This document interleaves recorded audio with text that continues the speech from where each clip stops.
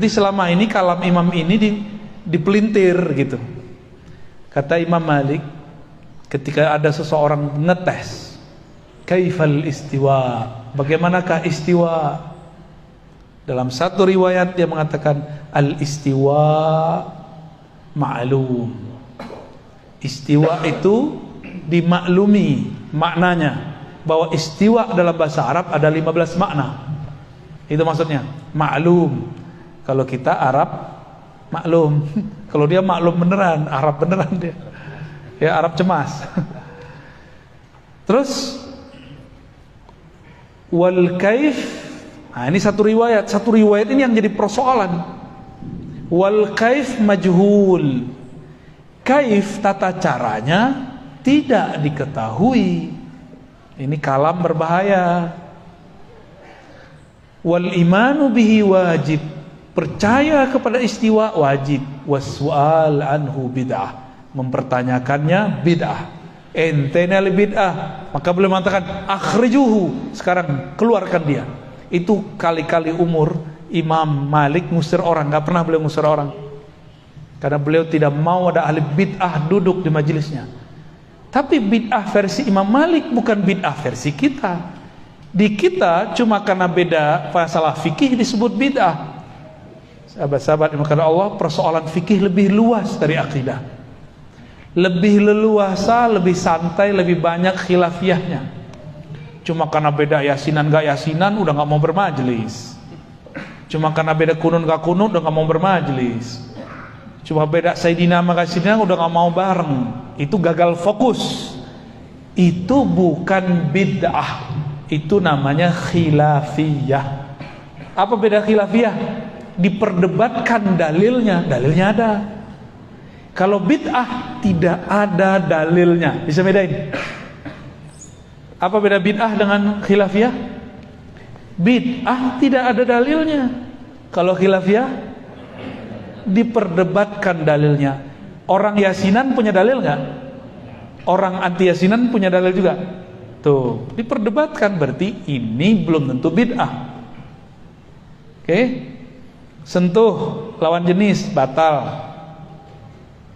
Adakah imam-imam yang 4 ini membid'ahkan gurunya? Kata Imam Syafi'i, ada nggak pernah Imam Syafi'i bilang guruku Malik ahli bid'ah? Masa sentuhan lawan jenis nggak batal kecuali nafsu? Nggak ada kan? Nggak pernah ada. Coba contoh imam salafus soleh kalau berbeda. Mereka kalau berbeda saling maklum. Oh, kita beda dalil gitu. Kalau sekarang berbeda kenapa? Gimana kalau berbeda hari ini? Bentak-bentakan di masjid.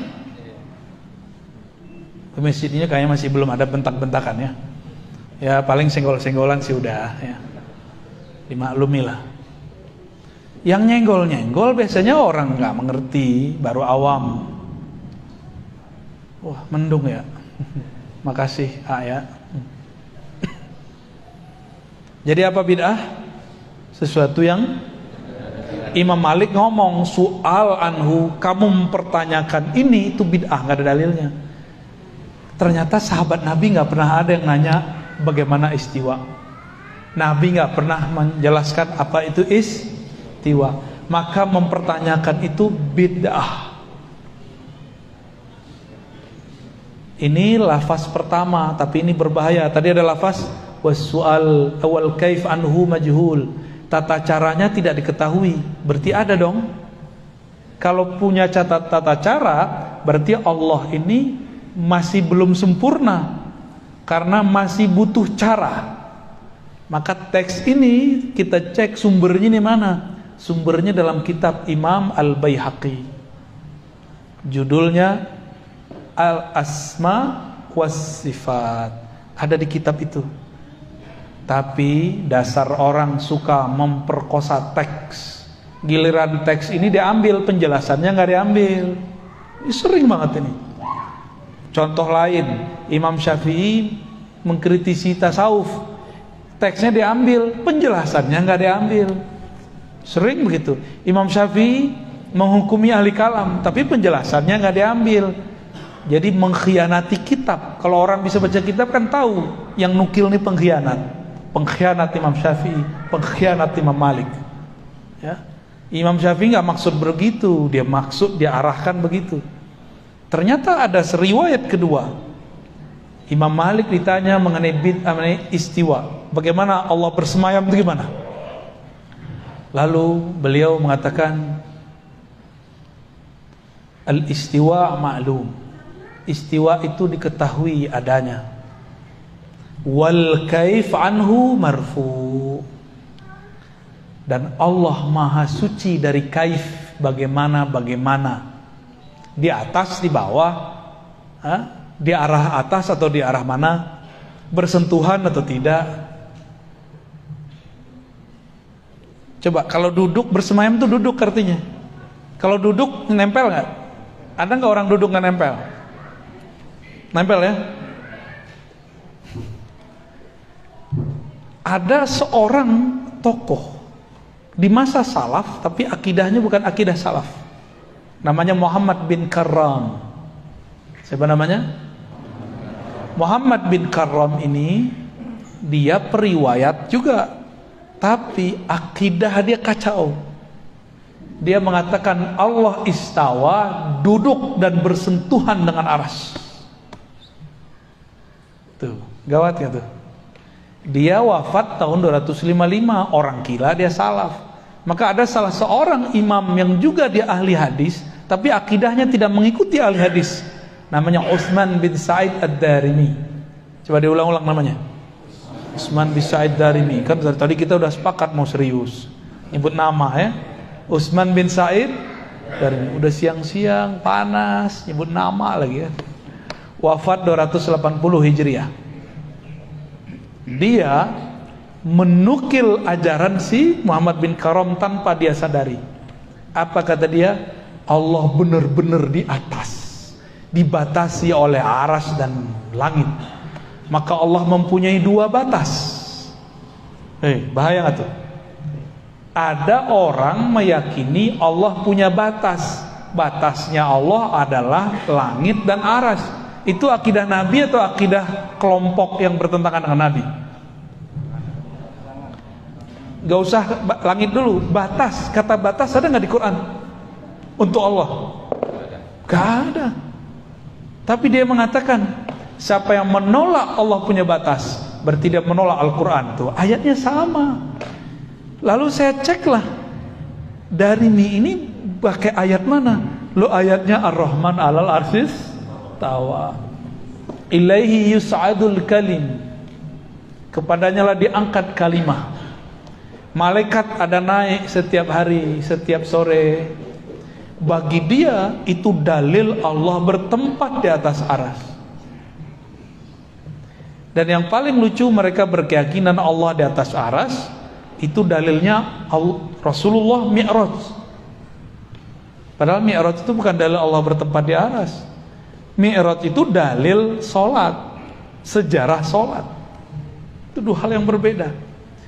Nah, inilah uniknya umat Islam. Umat Islam ini nggak punya lembaga khusus yang punya otoritas seperti di agama lain.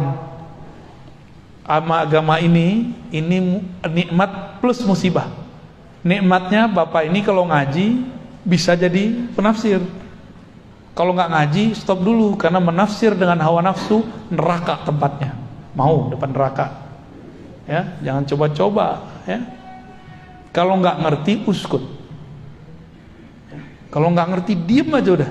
Ya, karena orang diem ini dia cukup syahadat masuk surga udah.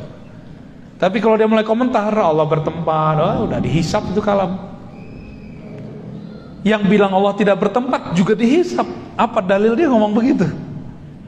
Ya, maka yang afdol itu cukup baca Qul huwallahu ahad, selesai. Katakanlah Allah Maha Esa, udah beres. Asyhadu an la ilaha illallah asyhadu anna rasulullah. Cuma kan kita ini suka mencari-cari sesuatu yang gak perlu dicari, menanyakan sesuatu yang gak perlu ditanya.